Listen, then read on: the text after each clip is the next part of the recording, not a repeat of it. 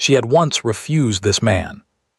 Stood in his garden on a Tuesday afternoon in June, with the roses in full bloom and the light coming gold through the trees and her whole future arranged before her like something out of a novel, and told him no. She had been kind about it. She had used the right words, deeply honored, cannot in good conscience, hope you understand. The words a well-raised young woman used when she was turning down a duke and wished to do it without cruelty. He had listened to all of it with his hands behind his back and his face very still, and when she finished he had said I understand and meant it, and that had almost been the worst part. She had walked home through the summer afternoon and felt nothing but certainty. That was 2 years ago. Before Edward. Before the letters from the bank. Before the morning her father sat down at the breakfast table and told her, in the voice of a man who had been awake all night arriving at words, that there was nothing left. Now she was standing in the entrance hall of Elmsworth Park with a letter of reference in her gloved hand. Gloves she had mended twice, carefully, so the mending didn't show, and the housekeeper's position was hers if she wanted it, and she wanted it, because wanting it was a luxury she could not afford to refuse. The man who had loved her was somewhere in this house. He did not know she was here. She intended to keep it that way. The letter of reference was from her mother's cousin in Shropshire.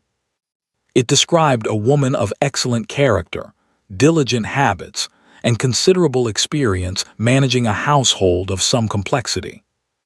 All of this was true, in the way that letters of reference were always true, carefully, selectively, with the inconvenient parts left in the margins where no one would think to look.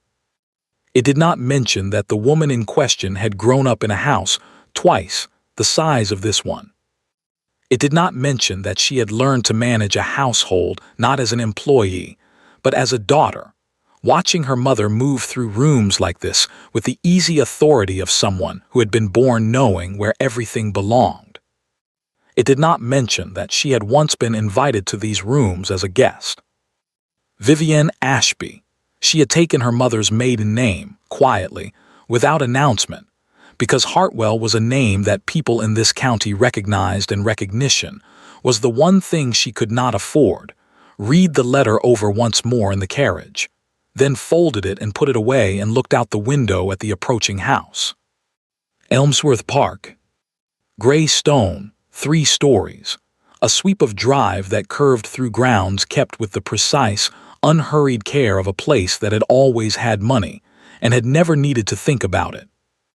She had been here before, not many times, 4 perhaps 5, but enough to know the particular quality of light that came through the south-facing windows in the afternoon, enough to know that the 3rd step on the main staircase creaked, enough to know that the roses along the east wall bloomed 2 weeks later than anyone expected them to because the wall threw shade in the mornings.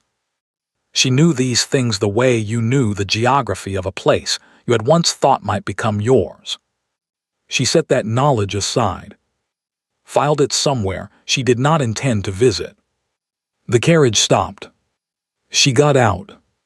Mr. Graves met her at the servants' entrance. He was a tall man of around 60, with the bearing of someone who had spent 40 years being the most dignified person in any given room and had no intention of stopping. He looked at her letter of reference with the attention of a man reading a legal document, which, in its way, it was, and then looked at her with the same attention. She met his gaze steadily. She had practiced this. The particular quality of steadiness that was not defiance and not submission, but something in between, the look of a woman who was exactly where she had chosen to be and did not require anyone's opinion on the matter. Mr.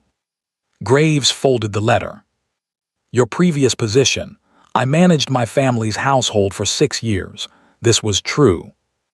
They no longer require the position. Also true in the way the letter of reference was true. References beyond this letter, Mrs.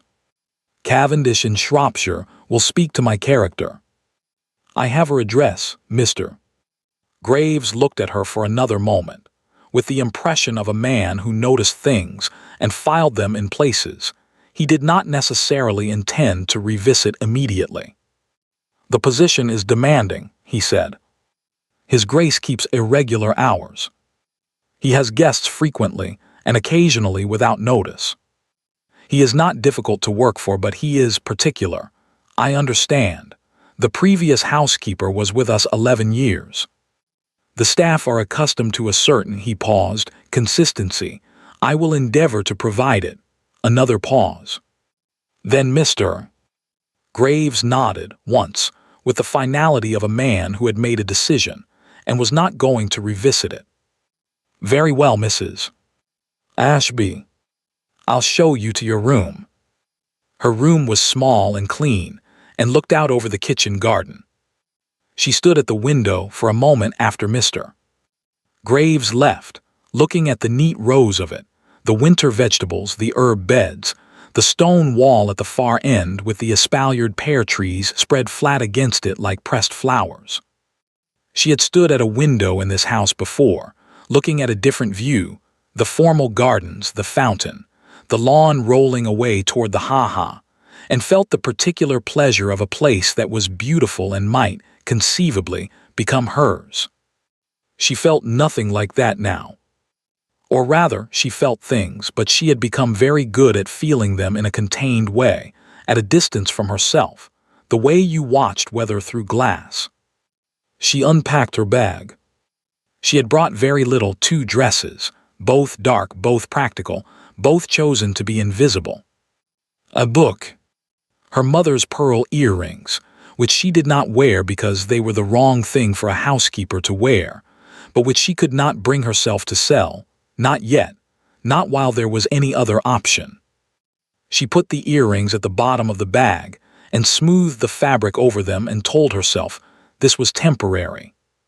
She had been telling herself this was temporary for 8 months. She was beginning to understand that temporary was a word that meant something different when you were living inside it than when you were looking at it from the outside. She met the staff at 4 o'clock. Mr. Graves assembled them in the servants' hall, 8 people, ranging from a kitchen maid who could not have been more than 14, and looked at Vivienne with the wide assessing eyes of a young animal evaluating a new element in its environment, to a footman of around 40 named Harris, who had the look of a man who had seen several housekeepers come and go, and had learned to withhold judgment until evidence was available. Vivienne stood at the head of the room, looked at each of them in turn, and said the things that needed saying. She was looking forward to working with them. She understood they had their established ways of doing things and had no intention of disrupting what was working. Her door was open. Her expectations were clear. Her temper was not short. She said all of this in a voice that was even and warm and entirely composed. What she did not say. She had stood in rooms like this before, on the other side of the arrangement. She had sat at dinner tables where people exactly like her current self had served her, without her once wondering what their lives looked like when they went back through the door at the end of the evening. She thought about this as she spoke. Filed it. Did not revisit it. The kitchen maid, her name was Dot, continued to watch her with the intensity of a small, clever animal. Vivienne found herself involuntarily charmed. She did not see the Duke that first day. She knew he was in the house. She heard him once in the late afternoon, his voice in the corridor above, speaking to someone about something she couldn't catch. She recognized his voice immediately, which she had anticipated and braced for, and the bracing helped mostly. She had prepared for this. She had prepared for all of it with the thoroughness of a woman who understood that feeling things was inevitable, and falling apart was not. She had prepared for his voice, for the possibility of passing him in a corridor, for the particular way he had of occupying a room, not loudly, but completely, the way a fire filled a room with warmth without moving. What she had not entirely prepared for was that evening, in the kitchen with the silver. It had been a long day. She had walked every room, cataloged every cupboard, assessed every system that Mr. Graves had maintained for 11 years, and found most of it excellent and some of it in need of quiet revision. She had eaten supper with the staff and said the right things and listened more than she spoke. She had, in every way she could measure, done the thing she had come here to do. Now it was 9 o'clock and the house was settling, and she was in the kitchen with the silver service, which needed polishing before the week was out, and she had offered to begin because she needed something to do with her hands. She was halfway through the third piece when she heard the footstep. She did not look up immediately. She identified the footstep first, not Mr. Graves, not Harris. Heavier, less pattern to it, not the footstep of a man moving from one defined task to another, but of a man walking through his own house without particular destination. She looked up. He was standing in the kitchen doorway. 2 years since the garden, since I understand, since she had walked home through the summer afternoon feeling nothing but certainty. He looked not different exactly. The same dark hair, the same way of standing that was somehow both still and watchful, the same face that had never been easy to read and had apparently not become any easier in the intervening time. He looked, she thought, like a man who had lived carefully through 2 years and had the quietness of it somewhere behind his eyes. He looked at her. Not with recognition, she had known he wouldn't recognize her, had counted on it, the changed name, the changed clothes, the changed everything, but with the attention he apparently gave most things. Steady, unhurried. "You're the new housekeeper," he said. "Yes, Your Grace, Mrs. Ashby, yes." He looked at the silver laid out on the cloth before her, at her hands, at the piece she was holding, half-polished, caught mid-task. "You polish silver," he said, "as though you've done it before." Something moved through her, quick, contained, gone. "Everyone has done something before, Your Grace," she said. He looked at her for a moment longer. She kept her eyes on the silver. She could feel his gaze the way you felt a change in the weather, not dramatically, not with alarm, but as a registered shift in the quality of the air around you. Then he said good night and left, and she listened to his footstep recede down the corridor. She put down the piece of silver, picked it up again. Her hands were not entirely steady. She noted this with the detached interest of a woman cataloging information about herself from a slight distance. That will pass, she told herself.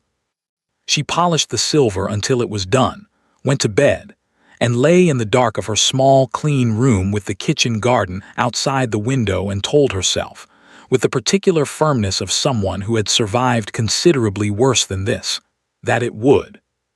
The first week passed in the way that first weeks did, quickly on the surface, slowly underneath. On the surface, rooms assessed, systems revised, staff observed, patterns established. Vivienne moved through Elmsworth Park with the quiet efficiency of someone who knew exactly what she was doing and had the additional advantage of knowing the house itself. Its rhythms, its cold spots, the particular draft that came under the library door in the evenings, the way the dining room acoustics carried sound from the sideboard to the head of the table if you weren't careful. She used this knowledge without appearing to have it. This required a continuous, low-level effort that she performed automatically, the way you performed any skill that had been practiced until it lived in the body rather than the mind. She paused a half-second longer than necessary before knowing where a thing was. She asked Mr. Graves questions she already knew the answers to. She moved through the house as though discovering it rather than remembering it, and if this felt like a particular kind of dishonesty, she reminded herself that it was also a particular kind of survival, and survival had its own ethics. Underneath it was slower. Underneath, every day was a series of small managed moments. A voice in a corridor, a silhouette through a doorway, the particular quality of quiet that settled over a room he had recently left. She managed each one, filed it, moved on. She was very good at this by now. Mr. Graves watched her. She had expected this. He was a man who watched, who catalogued, who maintained his own careful accounting of the people in his orbit. She did not mind being watched by him, particularly. She had nothing to hide from the watching, only from the asking, and Mr. Graves, she was discovering, was a man who asked very little directly. What he did do was test her. Not obviously, not unkindly even, but she noticed. The way he mentioned something about the guest rooms in passing that required her to know which exposure they faced. The way he referenced a dinner from 3 years ago in a way that assumed familiarity with how such dinners were run. Small things, the kind of things a woman with her stated background might plausibly know or plausibly not know, and he was, she understood, filing her answers. She gave him enough. Not too much. She had calibrated this carefully in the weeks before she arrived, understanding that the story had to be consistent and the consistency had to be effortless, because effortful consistency was its own kind of tell. On the 5th day he said, with the air of a man making an observation rather than an inquiry, "You have very good instincts for a house of this size, Mrs. Ashby." "Thank you, Mr. Graves. One develops them, of course, with experience." "One does," she agreed, and moved on to the next item on her list. He watched her go. She felt it and did not look back. The staff were warming to her, slowly, in the way of people who had established loyalties and were not in the business of transferring them quickly. Dot had decided within 48 hours that Vivienne was an acceptable addition to the household, and communicated this through the medium of leaving an extra biscuit on Vivienne's supper plate without comment. Harris, the footman, had moved from suspended judgment to something approaching cautious approval after Vivienne handled a minor crisis involving a broken wine glass and a visiting steward with an efficiency that he apparently found professionally satisfying. The one exception was a woman named Mrs. Peel. She was the lady's maid, or had been, before the Duke's mother had died 2 years ago and left the position without clear purpose.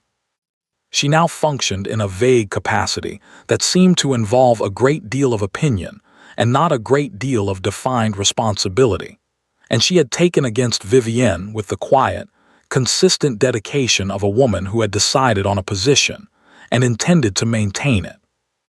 It was never overt, Mrs. Peel was too clever for overt. It was the small, precise things. A remark delivered in Vivienne's hearing about the previous housekeeper's methods, implying that any deviation was a kind of arrogance. A question about Vivienne's background posed in front of the other staff with an innocence that was entirely performed. A look exchanged with one of the older kitchen maids when Vivienne used a word that was perhaps too educated for the story she was telling about herself. Vivienne absorbed each one. She did not react.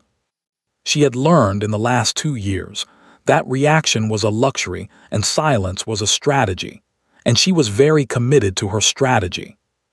But she noted it, filed it, understood that Mrs. Peel was a problem that would need managing, and that the managing would need to be careful. It was on the 8th day that the guests arrived. She knew they were coming. She had organized it, the rooms prepared, the menus discussed, the carriages arranged. 4 people, Sir Edmund and Lady Forsyth, their daughter Miss Clara Forsyth, and a Mr. Aldridge, who was apparently a friend of the Duke's from his years at university, and came and went from Elmsworth with the easy frequency of someone who considered himself family, without the inconvenience of actually being so. Vivienne had managed visiting guests before.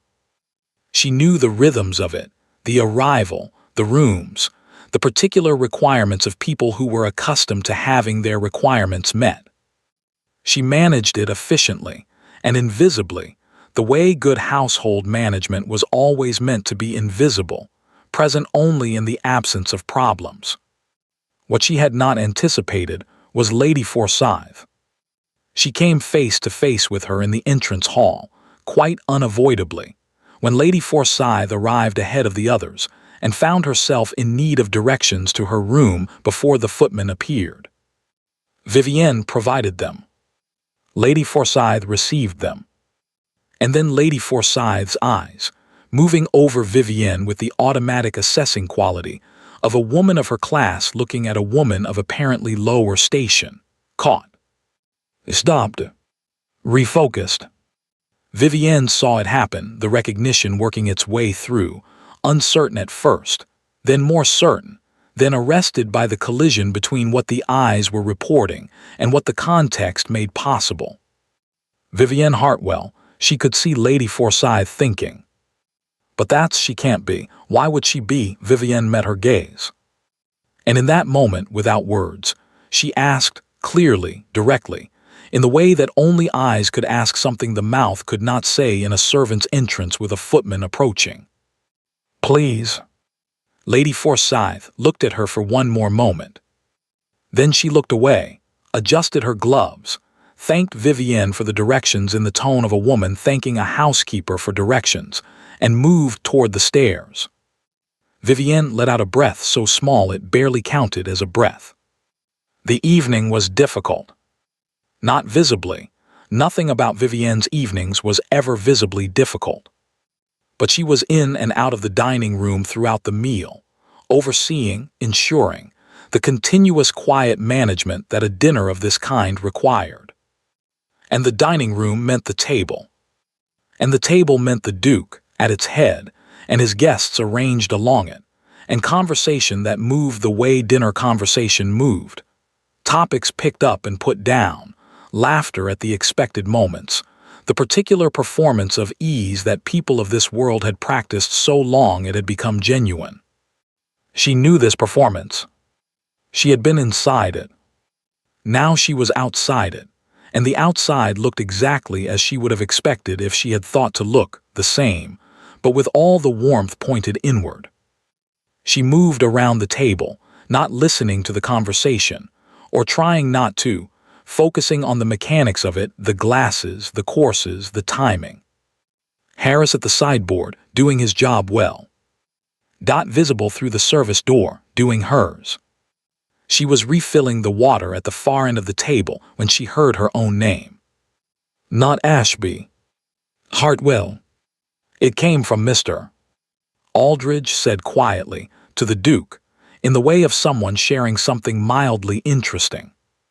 Hartwell, wasn't there a family locally? Lost everything rather spectacularly last year. Debts, I heard, and some business with she did not hear the rest. She had moved away from that end of the table with the steady, unhurried pace of someone who had not heard anything, who was focused on the glass in her hand, and the table before her and nothing else. She did not look at the Duke. She could feel Lady Forsyth not looking at her either, with the determined focus of a woman looking very hard at her plate.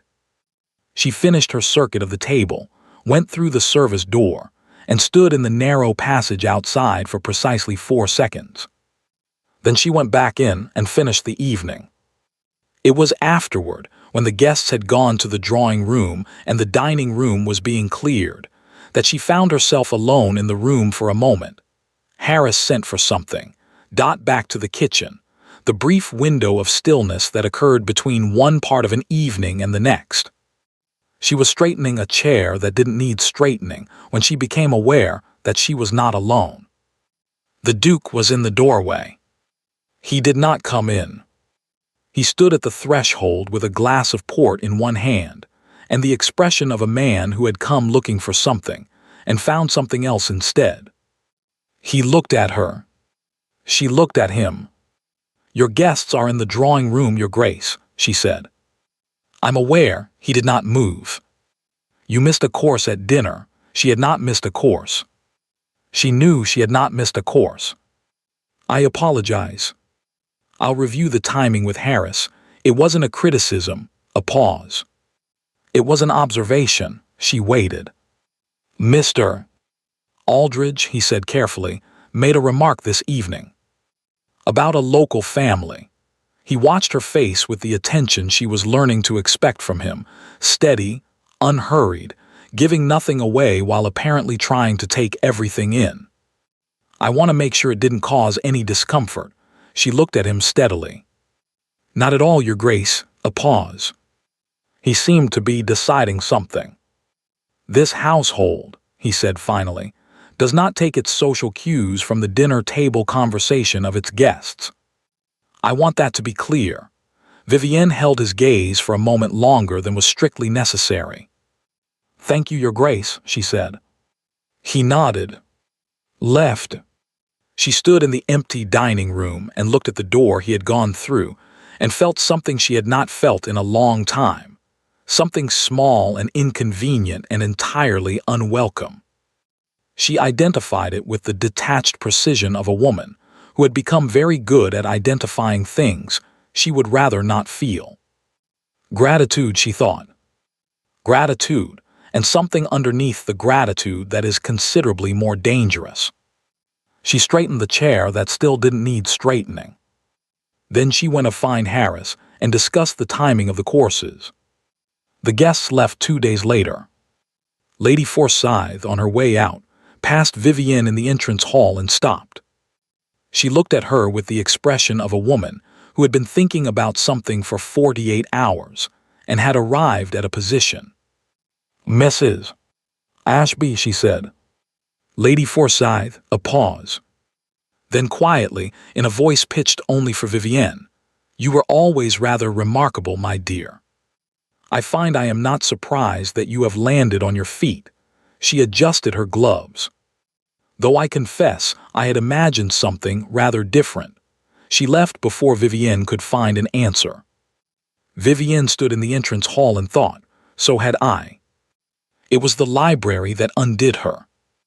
Or began to undo her. Or perhaps, she thought later, it was simply the moment when something she had been managing very carefully began to be slightly too large for the management. She was in there on a Thursday afternoon, reorganizing the shelves, a task she had invented for herself, because the shelves were perfectly organized already, and she needed something to do in the library that wasn't simply standing in it, which she had been doing with an increasingly suspicious frequency. She was working along the far wall when she heard him come in. She did not turn around immediately. She continued working, because she was a housekeeper reorganizing shelves, and that was what she was doing, and there was no reason to stop. His footsteps crossed the room. She heard him at the reading table, the sound of papers, a chair being drawn out. He sat. Silence. She continued along the shelf. She was almost at the end of it when she reached the French novels, a collection, well thumbed, arranged by author. She had read most of them. She did not think about this, or tried not to, and reached for the first one to check its position. Can you read French, Mrs. Ashby? She turned. He was at the table with papers before him but his attention on her, and there was something in the question that was not entirely casual, a quality of deliberateness to it, as though he had been waiting to ask it and had decided now was the time. A little, Your Grace, she said. He reached across the table and picked up a volume that had been sitting there. She had not noticed it, or had noticed it and not allowed herself to notice it, which was a different thing. He opened it, found a page, and read a line in French. His accent was good, better than she expected, and the line was from a novel she had read twice, once at 17 and once at 21, and the meaning of it was different each time. She felt her eyes move to the page. She felt them track the line he had read.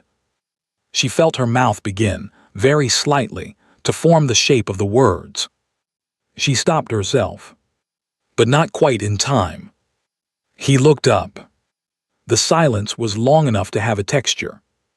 A little, he said, not unkindly, not mockingly, simply observing, the way he observed most things, with that steady, unhurried quality that she was finding, progressively and inconveniently, very difficult to be in the same room with.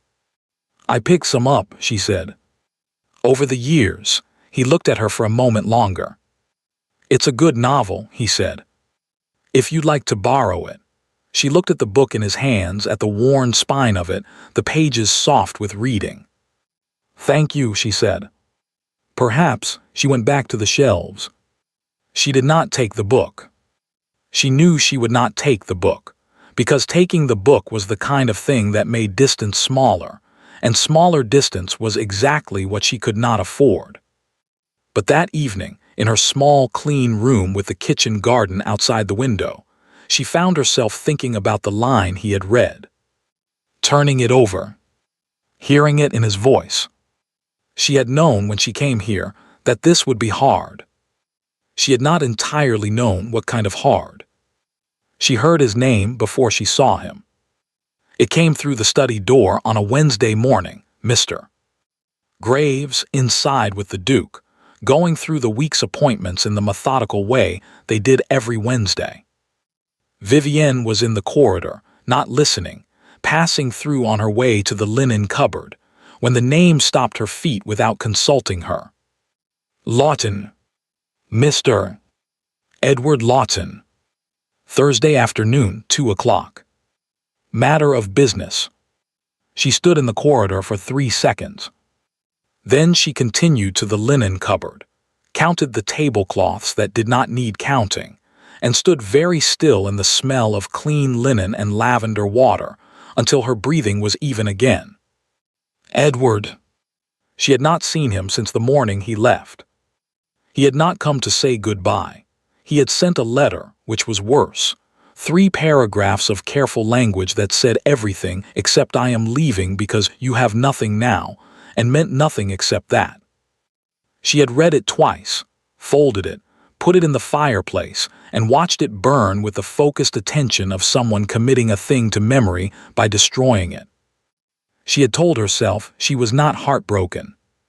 She had been wrong. She had been heartbroken in the particular way of someone who discovers that the thing they mourned was not what they thought it was, not the person, not exactly, but the version of themselves that had believed in the person.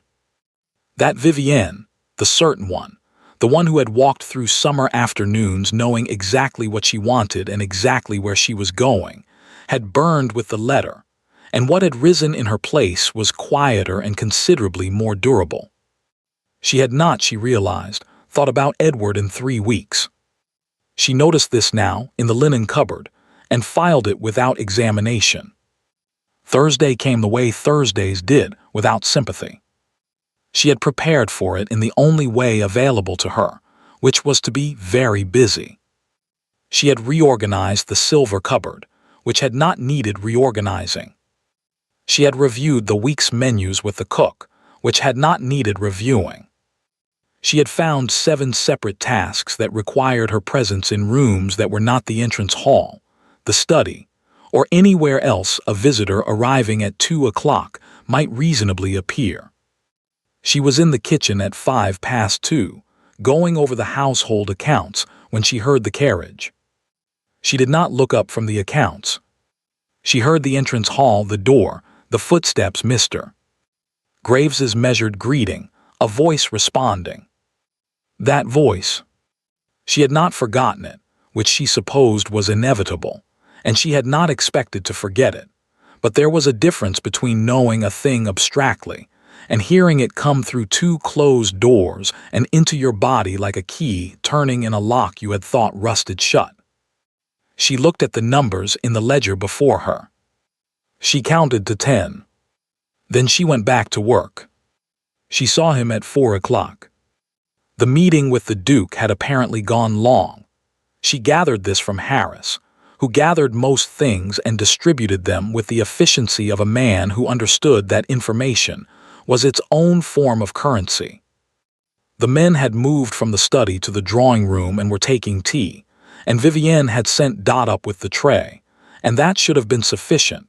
That should have kept her in the kitchen for another hour at least. But there was the matter of the cream, which Dot had forgotten in the way that Dot forgot things, completely, cheerfully, without apparent awareness that forgetting was something other than a neutral act. And Vivienne was the one who discovered it, and Mrs.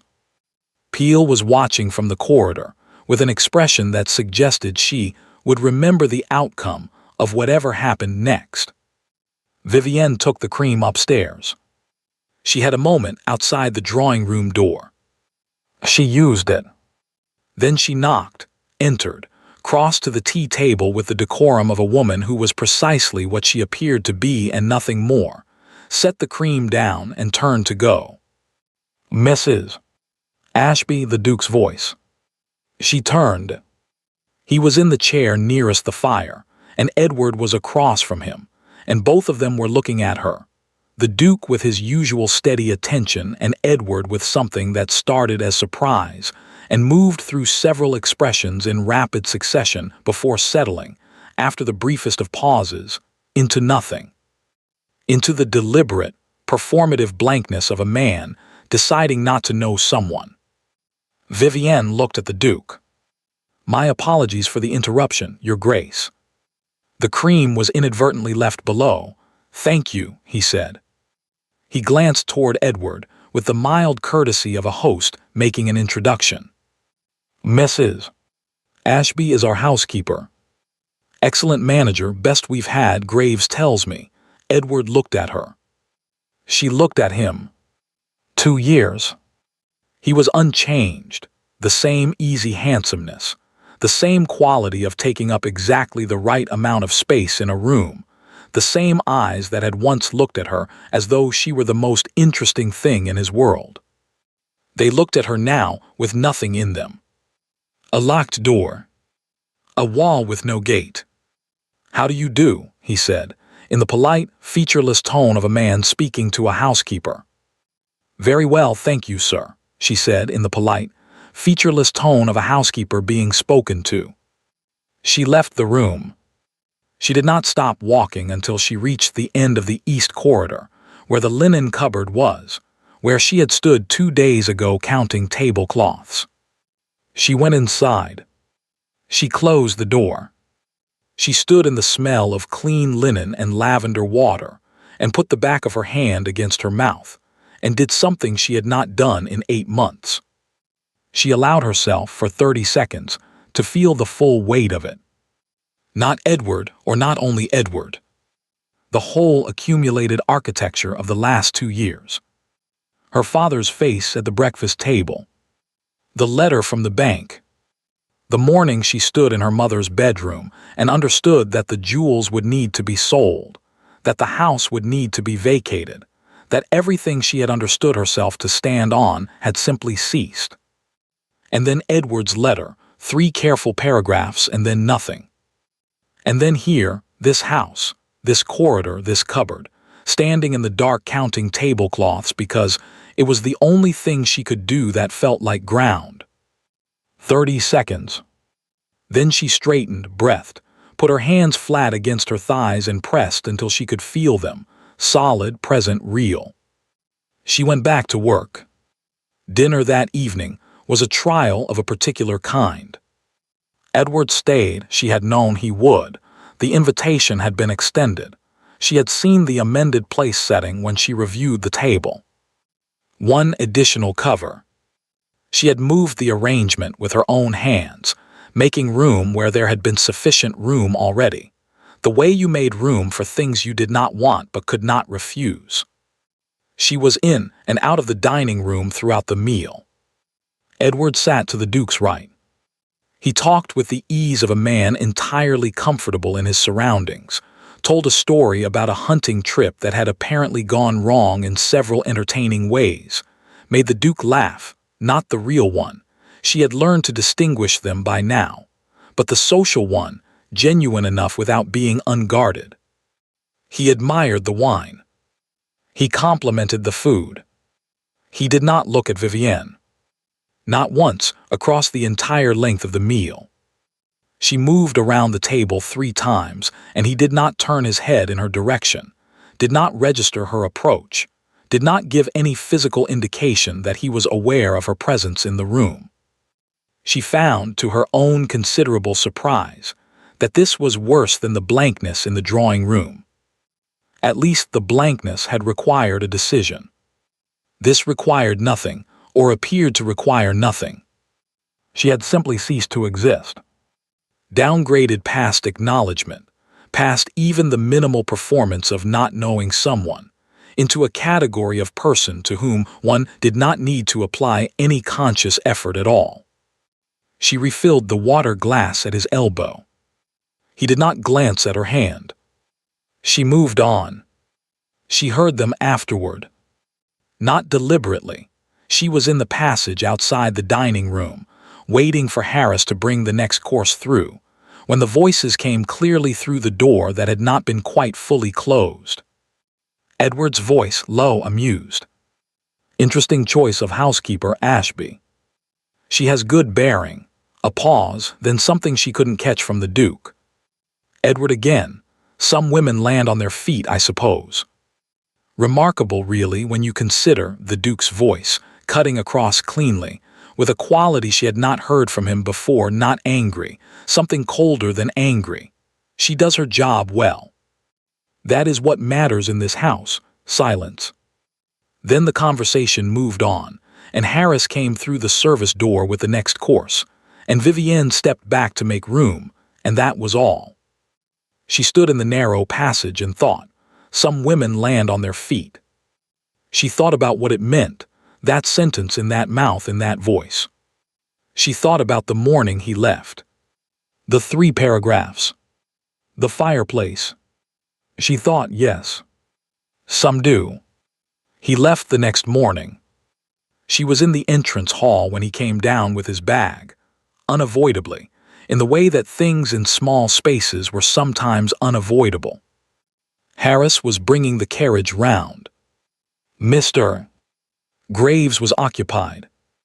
There was simply Vivienne and Edward, and 6 feet of entrance hall between them. He stopped when he saw her.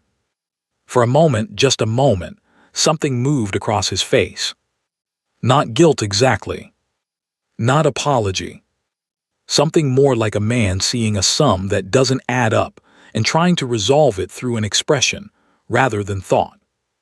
Mrs. Ashby, he said. She met his eyes. Mr. Lawton, a pause. He seemed to be deciding whether to say something. She waited, with the patience of someone who had learned that waiting was almost always more powerful than speaking. I always wondered, he said finally, with a smile that was almost the old one, almost easy, almost warm, almost convincing, what became of you? After everything, she looked at him. She thought about the 3 paragraphs. She thought about 30 seconds in a linen cupboard. She thought about a woman standing in her mother's bedroom, understanding that the floor was gone. I imagine you did, she said. The smile didn't quite know what to do with that. It stayed a moment too long and then faded unevenly, like a fire going out in patches. I suppose this is, he started. The carriage is ready, Mr. Lawton, she said. I hope you have a pleasant journey. She stepped aside. He went. She stood in the entrance hall and listened to the carriage pull away and did not watch it go, because watching it go would have required something from her she was not willing to give. Harris appeared at the door. Looked at her. Looked at the drive. Shall I close up, Mrs. Ashby, please, she said. He closed the door. She was in the study that afternoon. The Duke had requested the household accounts. She was bringing them, when he stopped her before she could set them down and leave. Mrs. Ashby, she straightened. Your Grace. He was at the window, not at his desk, looking out at the grounds with his hands behind his back, the posture of a man who had been thinking and had arrived somewhere. Mr. Lawton, he said without preamble, made several remarks during his visit that I found distasteful. He did not turn from the window. If he caused you any discomfort, I want you to tell me. She stood with the ledger in her hands and looked at his back. He did not, Your Grace, she said. A pause. He turned then and looked at her with the attention that she was finding, progressively and irreversibly, very difficult to receive without feeling it somewhere she did not intend to feel things. "I see," he said. He held her gaze. "I will tell you plainly that I do not intend to invite him again. There are men whose company improves a house, and men whose company does not. He falls firmly in the latter." Vivienne said nothing. "You deserve to be spoken of with respect," he said. "In this house, that is not optional. For anyone on my staff," she looked at him. She thought, he doesn't know. He has no idea. He is saying this to a housekeeper, out of basic decency, and he has no idea that the woman he is being decent to once stood in a garden and told him no, and is now standing in his study holding his household accounts and trying very hard not to feel anything at all. "Thank you, Your Grace," she said. Her voice was even. She was proud of it. He nodded, looked at her a moment longer, and turned back to the window. She set the accounts on the desk. She left the room. She made it to the end of the corridor, and around the corner, and into the stairwell that led to the upper floors before she stopped. She put her back against the wall and looked at the ceiling. Something had broken quietly, somewhere inside her, in the region of her chest. Not dramatically, not in the way of things that had broken before, the big visible collapses. This was smaller. This was the sound of something that had been held together with considerable effort and very little material finally, in the face of one too many kindnesses, giving way. She pressed her lips together. She breathed. She thought, 2 years ago I stood in his garden and felt nothing but certainty. I was so certain. I was so sure I knew exactly what I wanted and exactly what I was doing. She thought I was wrong about so many things. She stood in the stairwell for a long time. Then she went upstairs, sat on the edge of her bed, and for the first time in 8 months she cried quietly, entirely alone, with the kitchen garden outside the window and the house settling around her and no one to see. It lasted exactly as long as it needed to. Then it was done, and she washed her face and went back to work. It began with a name in a ledger. Not her name, or not directly.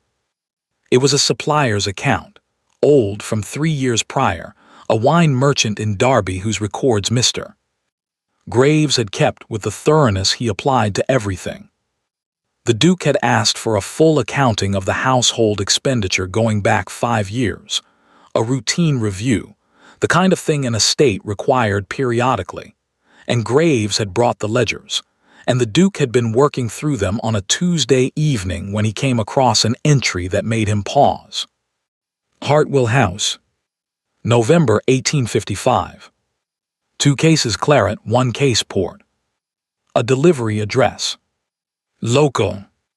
A family he knew of not well, not personally, but the way you knew families in a county, by name and reputation, and the occasional crossing of paths at assemblies and dinners, and the particular social geography of English country life.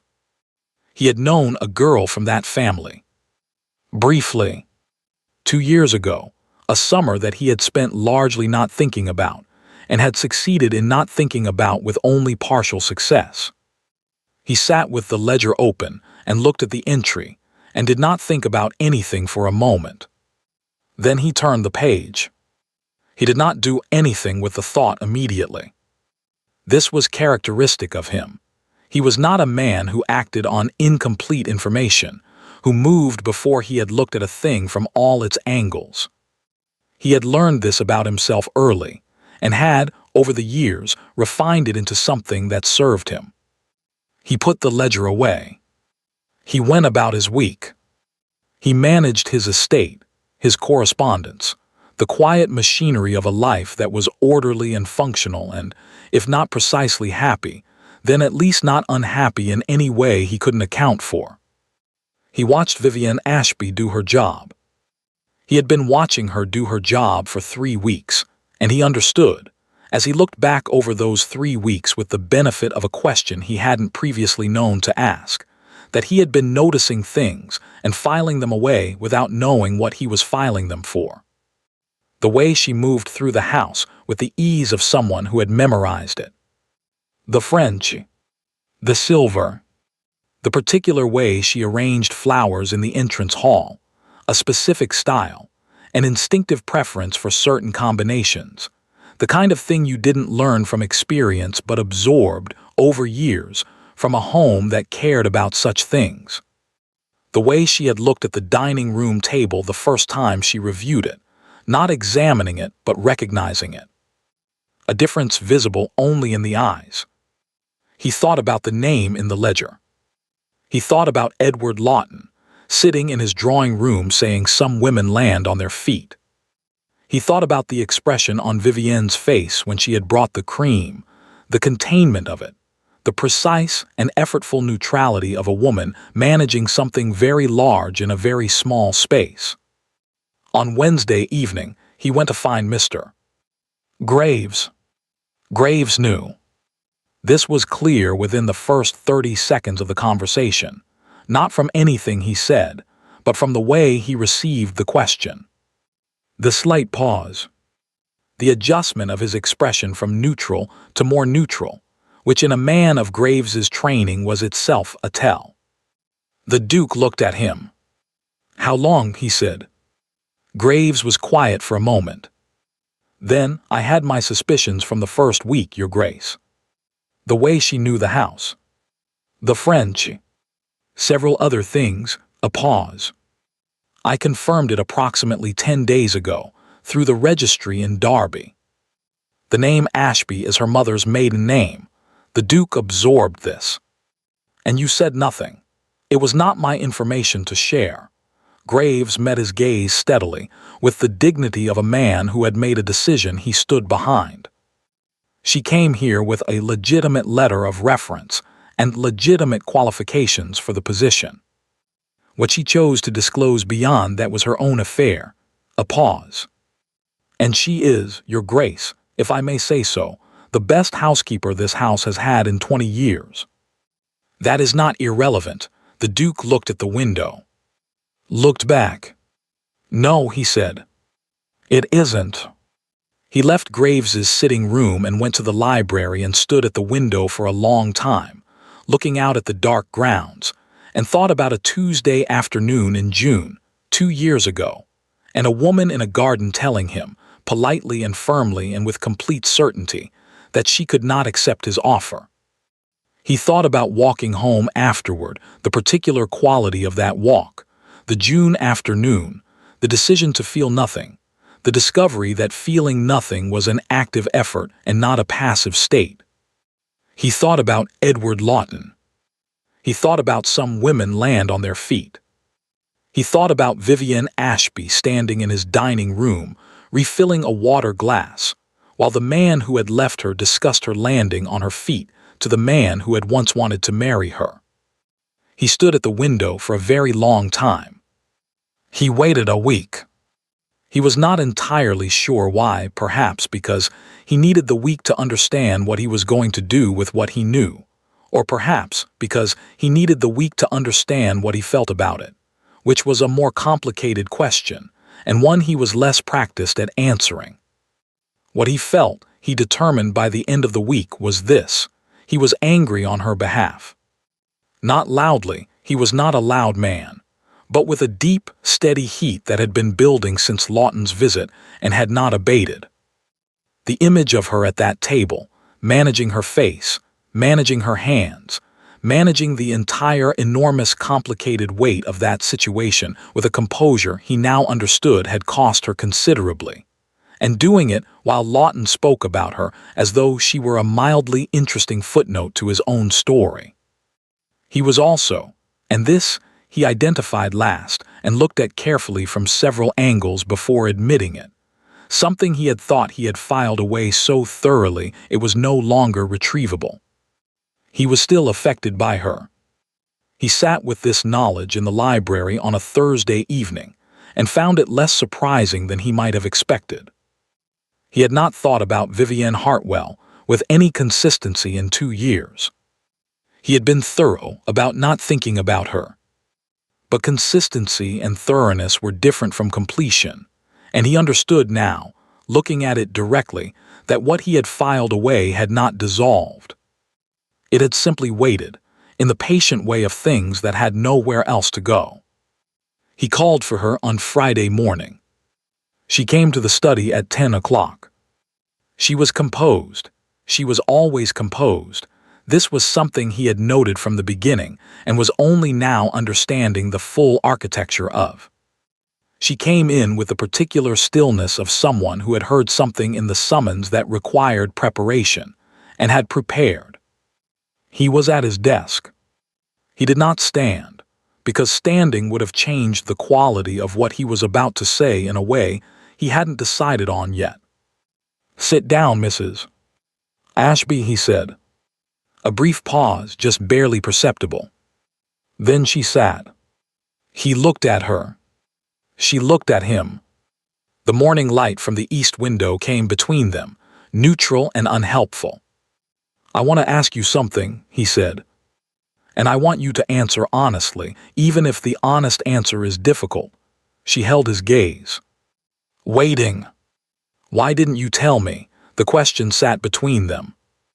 Her eyes moved not away, just a slight shift, a fractional adjustment, the look of a person calculating. Then they came back to his. "It wasn't relevant, Your Grace," she said. He looked at her steadily. "Not relevant, no. You turned down my proposal," he said. "And then came to work in my house." And said nothing. She said nothing now either. But her hands, folded in her lap, pressed together slightly. He noticed this. "Would you have hired me," she said carefully, "if you had known?" He considered the question honestly, which was the only way he knew how to consider things. "No," he said. "Probably not." She nodded, a small, contained movement. "Then it was relevant only to me." He looked at her. At the composed face, the still hands, the woman who had spent 3 weeks moving through his house, carrying a secret that most people would have found unbearable. "The man," he said. "Lawton. He left when your family lost everything, not a question." She received it as such. The silence lasted long enough to be an answer. "I see," he said. He heard his own voice, flat, deliberate, the voice he used when something was larger than he wanted it to be and he was managing the size of it. "And before that, before everything, he was the reason you said no." Another silence. "Yes," she said. Barely audible. "But honest." He looked at the desk, at the papers on it which he was not seeing. He thought about June. About the roses. About "I understand," said to a woman who had loved someone else, who had been certain about it, who had walked away in the summer afternoon and left him standing in his own garden with the particular empty feeling of a door, closed on a room you had wanted to enter. He thought about Lawton in his drawing room. He thought about some women land on their feet. "Look at me," he said. She looked at him. "I am going to ask you something else," he said. "And I want the same honesty." She waited. "Are you all right?" The question landed differently than the others had. He saw it land, saw the slight change in her face, the almost imperceptible shift of something that had been held at a certain tension beginning, for just a moment, to release. "Yes," she said. "That," he said quietly, "is the first thing you have said to me in this conversation that I don't believe." She looked at him for a long moment. Then she said, "I am managing." "Yes," he said. "I know. I have been watching you manage for 3 weeks." He paused. "You are exceptionally good at it." Something moved across her face, not quite a smile, the shadow of something that, on a different day, in different circumstances, might have been one. "Thank you," she said. He stood then. Moved to the window, because he needed to move, because sitting still at the desk felt suddenly like the wrong posture for what he was saying. Your position here is not in question, he said, looking out at the grounds. I want that to be absolutely clear. Whatever the circumstances of how you came here, you are good at this work, and this house is better for your being in it. He paused. But I want you to know that I know. Because I am not willing to have you managing something this large entirely alone in my house. He heard her breathe. That is very kind, Your Grace, she said. It is not kindness, he said. He turned from the window. It is, I'm not sure what it is, entirely. But it is not only kindness. The room was very quiet. She looked at him with an expression he could not fully read, something careful, and underneath the carefulness, something he recognized, or thought he recognized, with the uncertain caution of a man who had been wrong about things before and did not intend to be wrong about this. I should return to my duties, she said. Yes, he said. She stood, moved toward the door. Mrs. Ashby, she stopped. Vivienne, he had not planned to say her name. It arrived without consultation, the way certain true things did, and having said it he could not unsay it and did not particularly wish to. She stood with her back to him. I should not have accepted it so quietly, he said. 2 years ago. I should not have said I understand and walked away. A pause. I understood nothing. I was simply being dignified about not understanding. A long silence. You couldn't have known, she said. Her voice was not entirely steady. Neither of us could have known anything. No, he agreed. But I am telling you now so that you know, he paused. Whatever happens next, whatever you decide, I want you to know that. She stood in the doorway for a moment that seemed to last considerably longer than it was. Then she said quietly without turning around, Thank you, she left. He stood in the study and listened to her footsteps go down the corridor, steady, unhurried, the footstep of a woman who was managing, and felt something he had been careful not to feel for 2 years settle in his chest with the quiet, inconvenient permanence of something that had decided it was staying. That evening, Vivienne sat on the edge of her bed in her small, clean room. She did not cry. She had used her crying for the week, and she was not profligate about it. She sat and held her mother's pearl earrings in her palm, cool and smooth, the weight of them familiar, and thought about the study and the morning light in Vivienne, said without planning, landing without warning, doing something to the careful architecture of her composure that she was not going to examine too closely tonight. She thought about I should not have accepted it so quietly. She thought about June, about the garden, about the certainty she had felt, that bright, complete, terrible certainty that had turned out to be made of something much less solid than she had believed. She thought I was so sure I knew what I wanted. She thought I was not sure about the right things. Outside the window, the kitchen garden was dark and still. Somewhere in the house, a clock struck 9. The house settled around her with the familiar sounds of it, the third stair, the draft under the library door, the particular creak of the east wing corridor that she had learned to move through without thinking. Her house. Not her house. The house she had learned the way you learned a place you had once thought might be yours, and had then found yourself in again, through a door you had not anticipated, on terms you had not chosen. She closed her fingers around the earrings.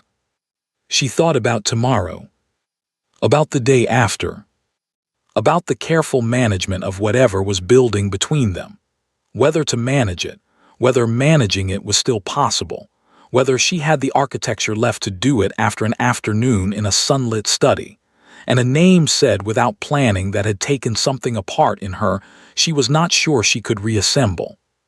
She put the earrings away. She lay down. She looked at the ceiling. I should not have accepted it so quietly. Neither, she thought, in the dark, with the house around her, and the kitchen garden outside and everything uncertain and nothing resolved, should I. The gossip arrived on a Thursday. It came in the form of Lady Henrietta Mowbray, a woman of 55, considerable social influence, and the particular talent of someone who had spent 3 decades distributing information under the guise of concern. She arrived for tea with the Duke as she occasionally did, with the ease of a woman who considered herself above the requirement of advance notice, and she brought it with her the way people like her always brought things, lightly, casually, as though it were barely worth mentioning. Vivienne was not in the room when it was said. She learned of it from Dot, who had heard it from Harris, who had been at the sideboard when Lady Mowbray settled into the chair by the fire, accepted her tea, and said, with the smile of a woman performing generosity, "I do think it's rather extraordinary, William, the situation you found yourself in. One hears things, of course. One always hears things. And I confess when I heard that Hartwell's daughter was working in your house I thought, well, that can't be right surely. But then I thought, no, really, it is rather pathetic, isn't it? Keeping her around like a charity case. People will talk." Harris had reported the Duke's response to Graves. Graves had mentioned it to Dot in passing, by accident, without intending it to travel further. It traveled immediately. Vivienne was in the linen cupboard when Dot told her. Of course she was in the linen cupboard. It had become, in the weeks she had been here, the place she went when she needed to be somewhere that required her presence for a legitimate reason, while also being small and private and smelling of things that did not change. She had spent a considerable portion of her inner life in this cupboard. She felt she owed it something. Dot told her with the face of a child delivering news she didn't fully understand but sensed was significant. 14 years old and earnest, attached to Vivienne over the past 3 weeks with the uncomplicated devotion of someone who had decided on a person and intended to stay decided. Harris said his grace was very short with her, Dot offered, in the tone of someone providing consolation. He said he'd not heard him speak to a guest that way before. "Thank you, Dot," Vivienne said. He said, "That's enough, thank you," Dot went. Vivienne stood in the linen cupboard. Pathetic. The word sat in the air of the small room like something with weight. She turned it over, examined it from different angles, with the dispassionate thoroughness of a woman who had learned that looking at things directly was less dangerous than looking away. Was it pathetic? She had asked herself this before in the early weeks, in the dark of her room, in the particular honesty of very late nights. Was it pathetic what she had done? Coming here of all places. Constructing this careful fiction and maintaining it, and moving through these rooms with her managed face and her managed hands, carrying everything she carried, for a wage she once would have spent on gloves. She had decided in those late nights that it was not pathetic. That survival was not pathetic. That what she had done required more courage than anything she had done in the years before it, when courage had been easy because nothing was at stake. Lady Mowbray had not arrived at the same conclusion. Lady Mowbray, she thought, had never needed courage for anything more demanding than deciding which carriage to take to an assembly.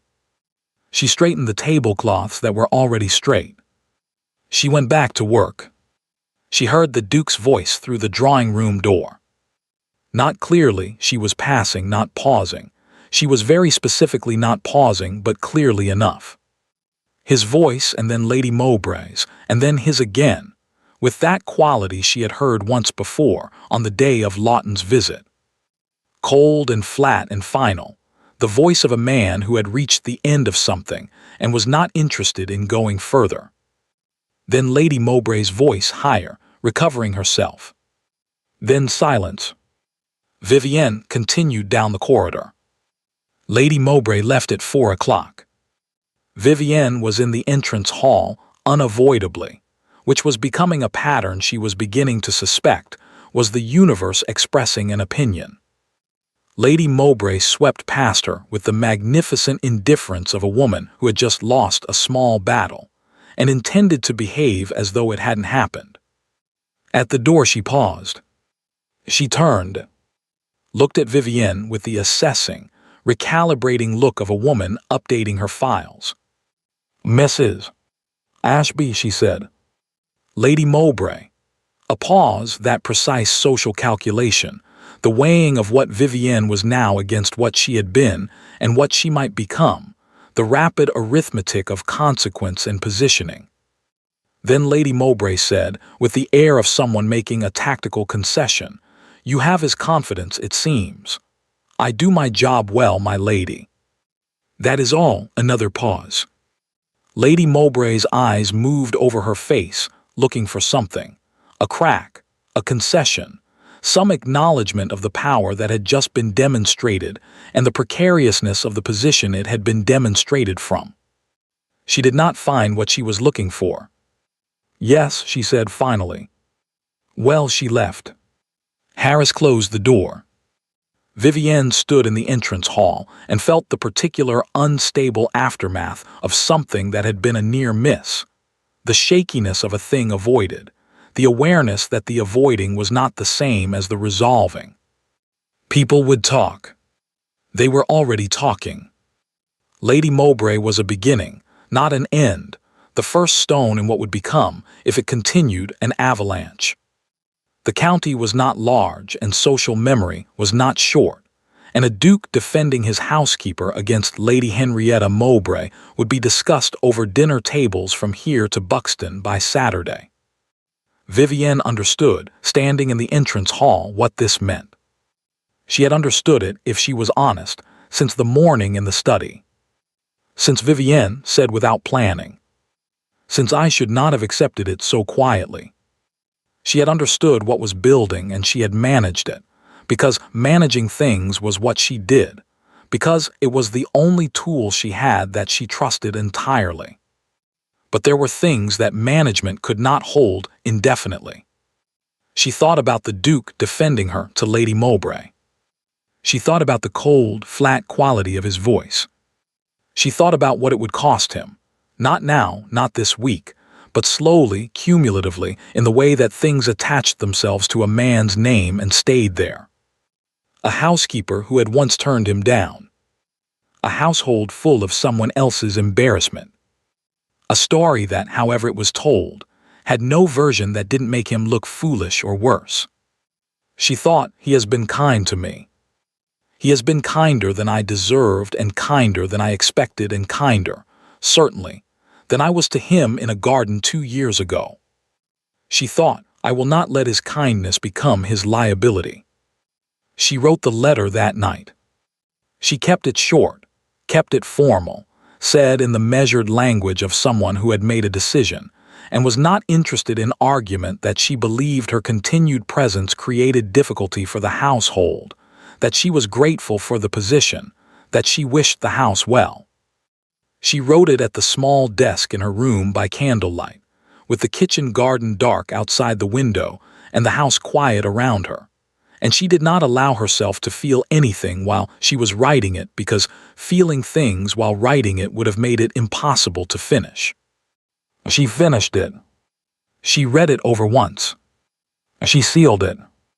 She went downstairs in her nightgown in the dark, with a candle, and placed it on the center of the Duke's desk where he would find it in the morning, and went back to bed.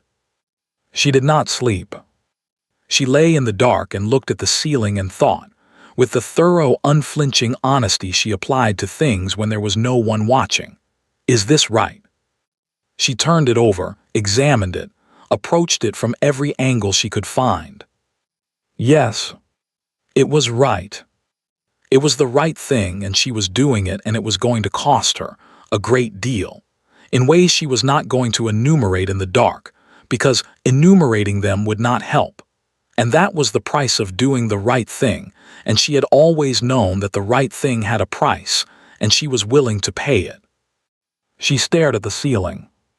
She thought about the library, the French novel. A little said back to her, with something behind it that she hadn't let herself look at directly. She thought about Vivienne. She thought about the garden. June.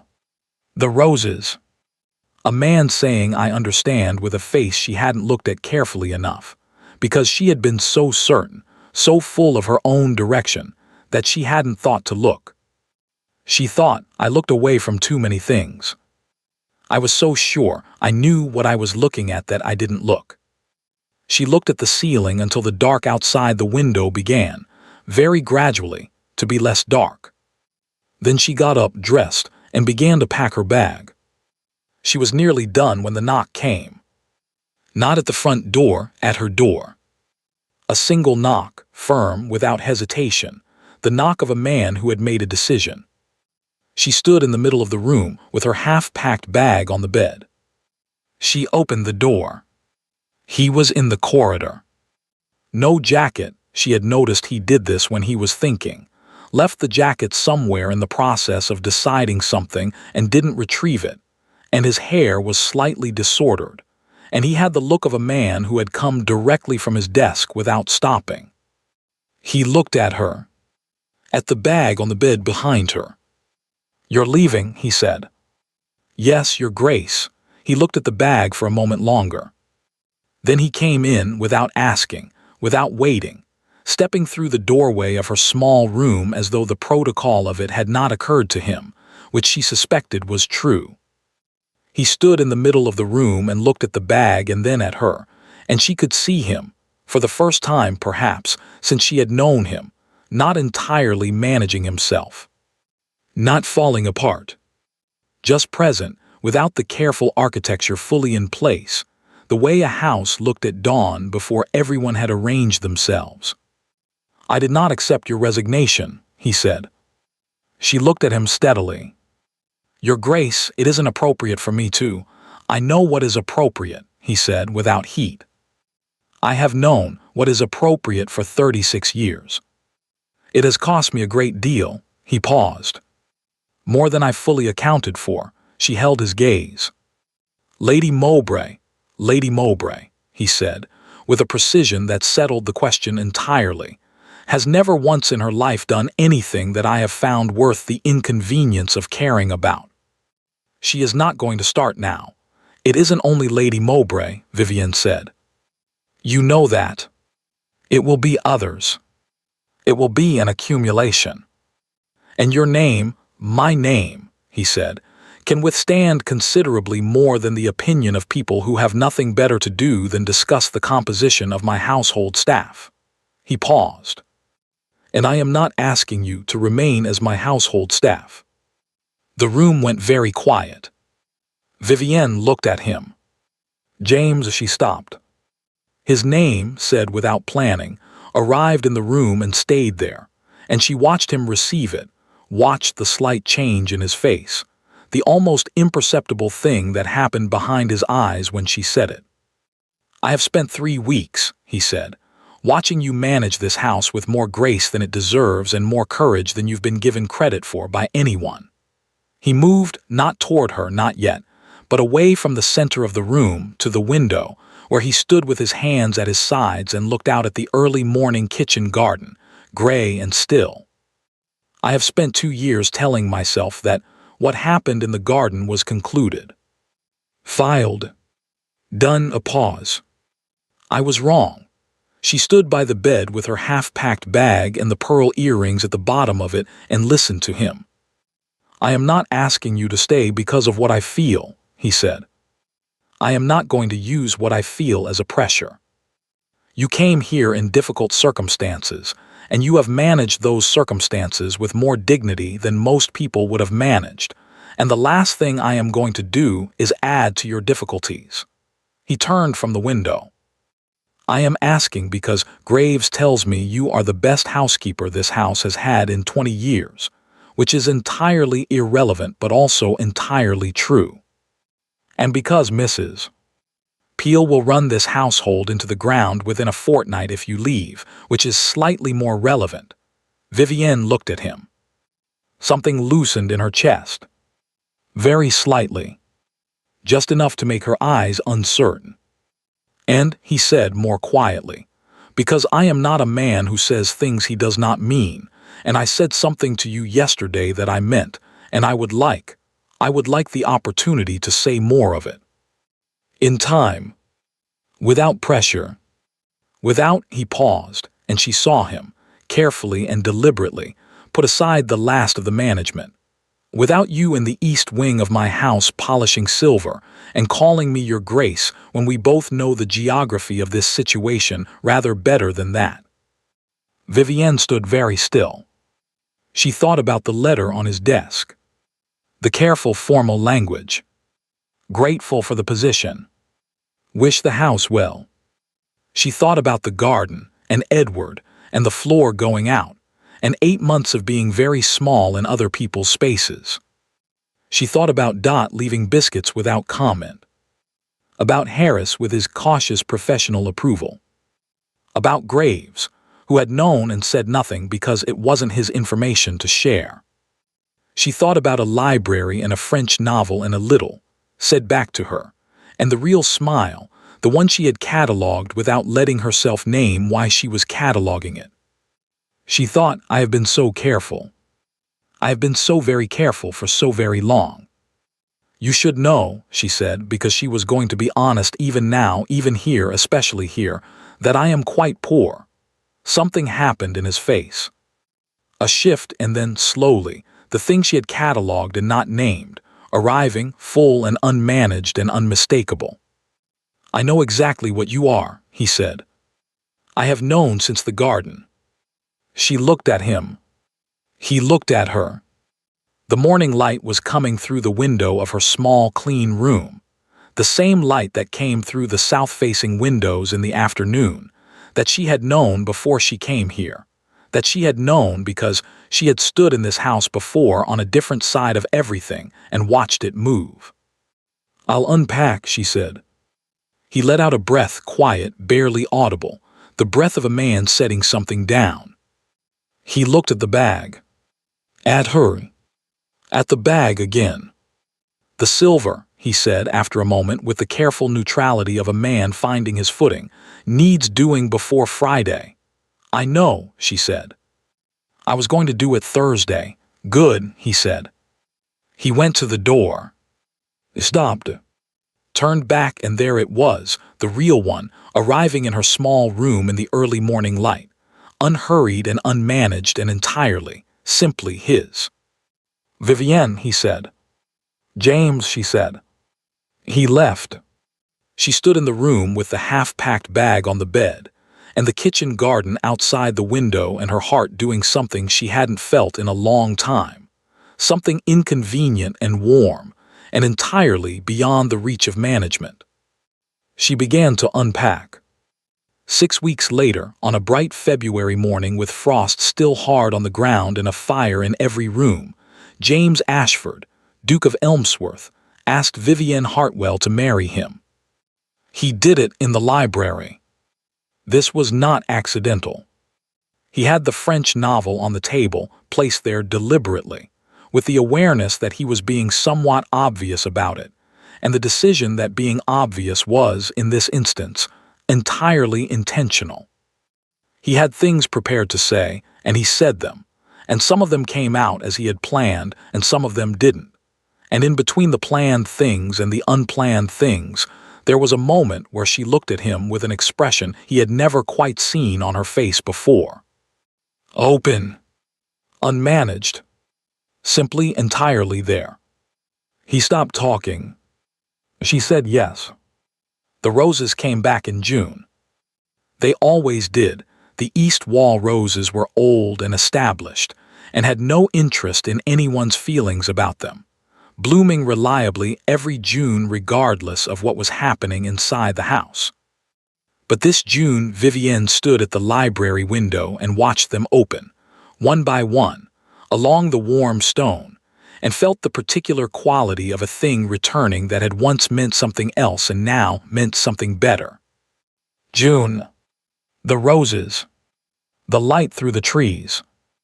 The last time she had stood in this county in June and looked at roses, she had been someone entirely different, or not different exactly. The same person, but without the parts that mattered most.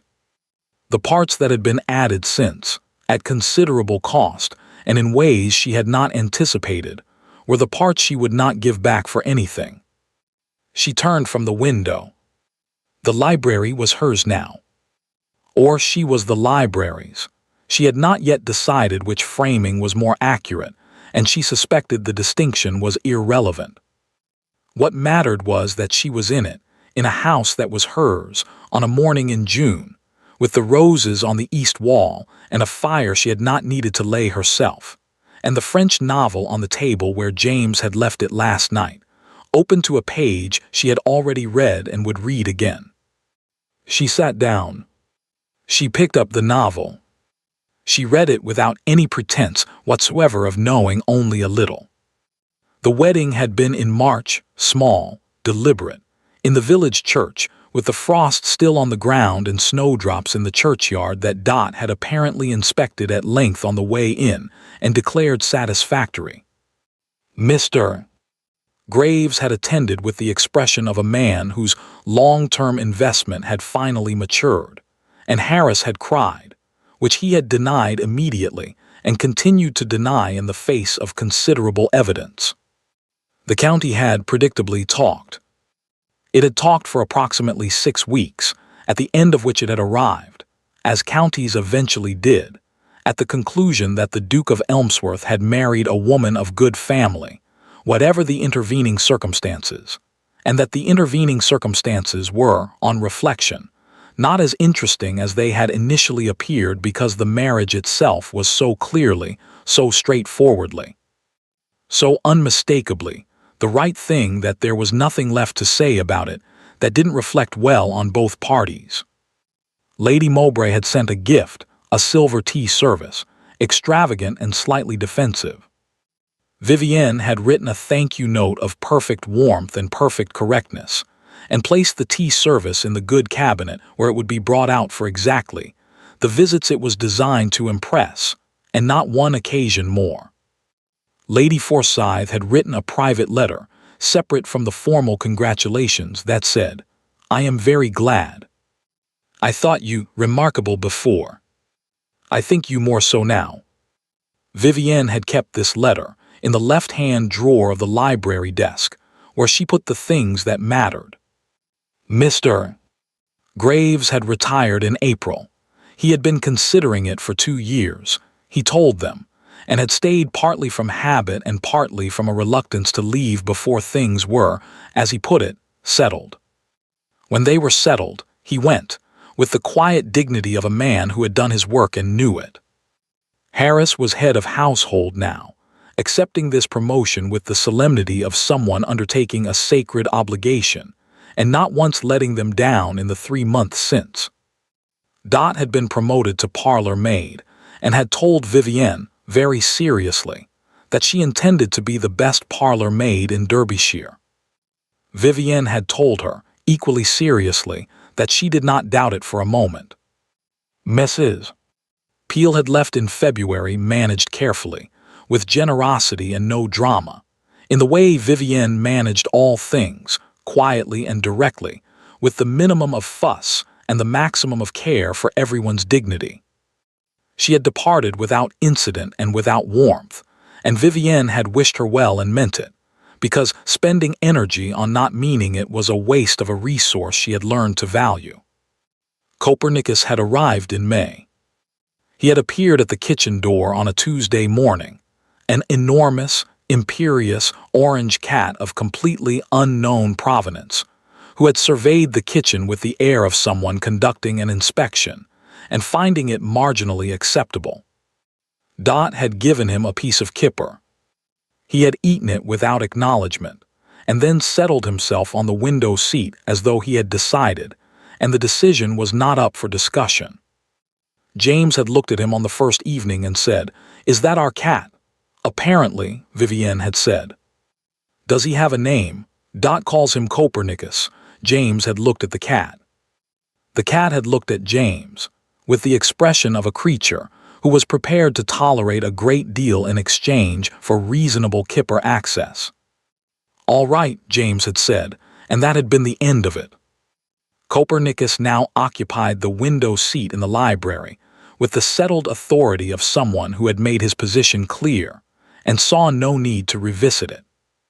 The house was different now, in the way that houses were different when they were properly inhabited. Not loud, it was not a loud house, and neither of them was a loud person, and the staff were professional and the rooms were orderly. But there was a quality to the air that Vivienne had noticed gradually over the months of spring, in the way you notice things that changed slowly, a warmth that wasn't only the fires, a fullness that wasn't only the rooms being used. She had tried to describe this to James one evening, and he had looked at her for a moment and said, "It was waiting." For what? For there to be something worth waiting for. She had looked at him and felt the particular warmth of a thing that was simply, entirely true. Edward Lawton came to Derby in May. She heard of it secondhand, a business matter, a meeting with someone connected to the estate by 3 degrees of association. She did not see him. She did not seek him out, and he did not seek her, and the whole of it passed at a distance, like weather observed through a window. James mentioned it once briefly, with the careful neutrality of a man offering information and leaving the response entirely to the person receiving it. "I know," she said. "Are you?" "Yes," she said. "Entirely," he looked at her. "Entirely," she repeated and meant it, and he understood that she meant it, and they did not speak of it again. She had thought in the months since the wedding about what she felt regarding Edward Lawton, about whether she would find, underneath the 2 years of accumulated consequence, something remaining. Some remnant. She had found nothing. Not bitterness, she had worked at that, carefully and deliberately, because bitterness was a thing that lived in you rather than in the person who had caused it, and she had no intention of housing it indefinitely. Not longing. Not even, particularly, anger. The anger had been real and had been felt, and had done what anger did when you felt it honestly, which was to burn itself down to ash and leave something cleaner in its place. What she found when she looked was simply nothing. The door was closed. The room was empty. She thought about the woman in that garden, so certain, so full of her own direction, looking at Edward Lawton and thinking she knew exactly what she was looking at. She thought she was very young. She thought this without cruelty. The woman in the garden had been doing the best she could with what she could see, and what she could see had been limited, and the limitation was simply what it was, not a failure, just the ordinary short-sightedness of someone who hadn't yet been asked to look far enough. She had been asked since. She had looked. She had found things she hadn't expected to find, in directions she hadn't known to look. She found she was glad of it. She was in the garden on a morning in late June when James found her. The roses were fully open now, pink and cream, and a deep red that tipped toward crimson in the full light. She had been walking along the wall with no particular purpose, touching the petals occasionally, thinking about nothing specific, which was something she had recently discovered she was allowed to do and was still learning the shape of. He came from the direction of the house with papers in one hand. He usually had papers in one hand, but he wasn't looking at them. He was looking at her, with the real smile, the one she had catalogued so carefully and named so late, arriving in the morning light between them. "You've been out here for an hour," he said. "Have I?" Harris was concerned. "He sent me." Harris was not concerned, she said. "Harris sent you because he knew you wanted an excuse." He looked at her with the expression of a man caught in a truth he has no particular desire to deny. "The roses are good this year," he said. "They're good every year," she said. "They don't require our opinion." "No," he agreed. He came to stand beside her, looking at the wall. "But it's pleasant to have one anyway." She looked at the roses, at the stone wall behind them warm in the sun, at the grounds rolling away in the middle distance, the same ground she had looked at from a carriage window on a November afternoon, and told herself she was viewing for the first time.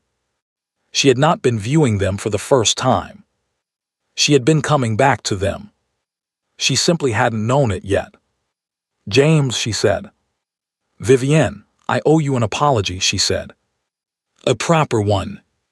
Not the ones I've made before, which were partial. This one is full." He turned to look at her. She looked at the roses. "In the garden. 2 years ago. I was certain. I was so completely certain that I knew what I wanted and where I was going, and what everything meant. And the certainty made me careless. Not cruel, I hope, but careless. I didn't look at you carefully enough. I didn't look at what I was saying no to carefully enough." She paused. "I looked away from the right thing because I was too sure I was already looking at it." She turned to him. "I am sorry for that." Fully. Without qualification, he looked at her for a moment. "You couldn't have known," he said. "No," she agreed. "But I could have looked more carefully. And I didn't. And I am sorry." She held his gaze. "I want you to have the real apology. Not the partial one." He was quiet for a moment. Then he reached out and took her hand, simply, without ceremony, the way he did things that mattered to him, without the architecture of performance around them. "Accepted," he said. Fully. Without qualification. They stood together at the rose wall in the June morning. After a while she said, "What are the papers, estate accounts, anything alarming?" The opposite. "Graves left excellent records." A pause. "Harris has also put in a formal request for an additional footman." "Granted," she said. "He's been doing 2 people's work for 3 months. I thought you'd say that." He looked at the papers. "He also requests, this is a separate note, I'm not sure whether it's related, that Copernicus be formally acknowledged as a household resident rather than a guest, for purposes of the accounts." Vivienne considered this. "What does formally acknowledging a cat involve precisely?" "I don't know. I suspect Harris has views. He always has views." "Yes." A comfortable silence. The roses. The June light. Copernicus, who had apparently followed James from the house, was now sitting on the garden wall with the magnificent self-possession of a creature who had arranged his circumstances exactly as he intended and found them satisfactory. Vivienne looked at him. At the garden.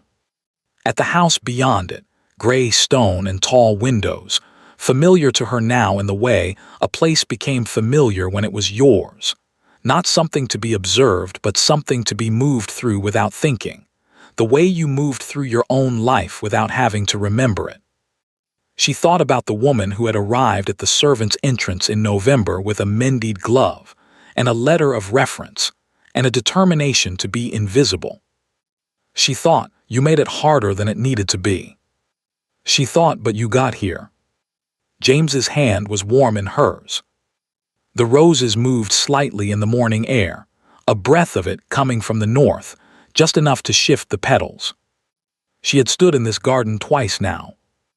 The first time she had walked away from something she hadn't understood, and would spend 2 years learning the cost of. The second time, the real time, the one that counted, she had stayed. She was staying still. She thought she might stay for quite a long time. She had come to Elmsworth Park as a housekeeper, with a borrowed name and a mended glove and the specific, necessary courage of someone who has run out of alternatives. She had come expecting to be invisible. She had been instead seen, carefully, steadily, in the unhurried way of a man who looked at things properly or not at all, by the one person she had least expected to be seen by. She had polished the silver and managed the household and stood in the linen cupboard and cried once, quietly, and unpacked her bag and written a resignation letter she hadn't sent and said yes in a library with a French novel on the table. And somewhere in the middle of all of it she had become, without entirely planning to, exactly who she was. A woman who knew what she was looking at. A woman who looked carefully now. A woman standing in a June garden with roses on the wall and a husband beside her, and a cat on the fence who had also in his way, arrived at exactly the right place through exactly the wrong door. She had once been certain about everything. She was certain now about one thing only. But it was, she had discovered, quite enough. We appreciate you staying with this story until the very last moment. If it kept you engaged, let us know where you're watching from.